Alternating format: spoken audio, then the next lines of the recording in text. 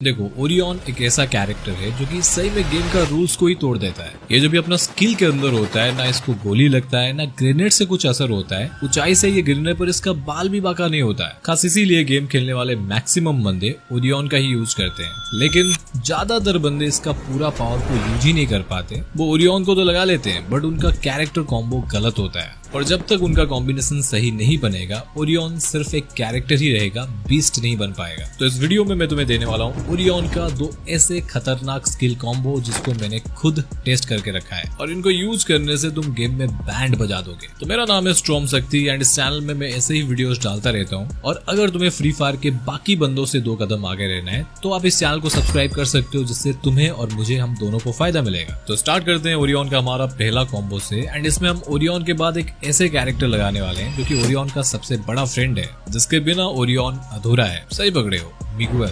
देखो भाई, सिंपल बात है, ओरियन जितना भी पावरफुल हो वो एथिकल पावर यानी ईपी के बिना नहीं चल सकता। किस किस को पता नहीं था ईपी का मतलब एथिकल पावर होता है, कमेंट करके बताना। देखो, बिना ईपी के ओरियन बिना पेट्रोल के गाड़ी, बिना बैटरी के घड़ी और बिना छेद के चड्डी के जैसा है, चल ही नहीं सकता यार। ओरियन को एक बार यूज करने के लिए तुम्हारे पास कम से कम 200 ईपी होनी ही चाहिए, जो कि हर वक्त तुम्हारे पास नहीं होता है। तो तुम्हारा इसी कमी को पूरा करता है मिगुएल कैरेक्टर। ये मिगुएल को अगर तुम लगाकर किसी बंदे को निपटा देते हो तो इंस्टेंटली मिगुएल तुम्हें 200 ईपी दे देता है। और तुम्हें पहले से पता है ओरियन को चलाने के लिए तुम्हें 200 ईपी का ही जरूरत है। अगर तुम इन दोनों को एक साथ में यूज कर लेते हो तो तुम जितनी बार किसी बंदे को मारोगे, मिगुएल तुम्हें ईपी देगा और तुम बार बार ओरियन का स्किल को यूज कर पाओगे। अब इस कॉम्बो में तुम मिगुएल के बाद कोई भी कैरेक्टर का यूज कर सकते हो, बट तुम्हें रखना नहीं है। तुम्हें एक ऐसा कैरेक्टर को रखना है जो तुम्हारे स्ट्रेटेजी को एक और स्टेप आगे ले जाए। तो थर्ड स्लॉट में हमें यूज करना है सानी को।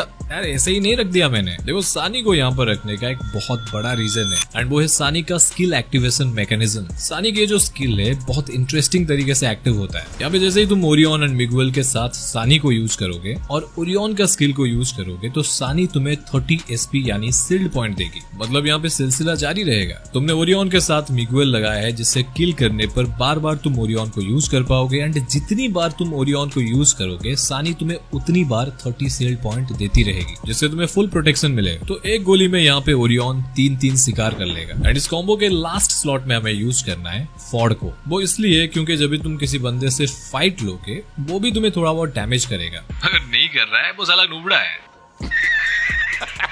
तो बात ऐसी है, अगर वो तुम्हें थोड़ा सा भी डैमेज दे देता है, मानो तुम्हारा हेल्थ को 5-10 भी कम कर दिया, अभी अगर तुम उस बंदे को मार भी देते हो और मिगुएल तुम्हें 200 ईपी दे भी देता है, तो भी तुम ओरियन को फिर से दोबारा यूज नहीं कर पाओगे, क्योंकि तुम्हारा एचपी कम है और ईपी एचपी में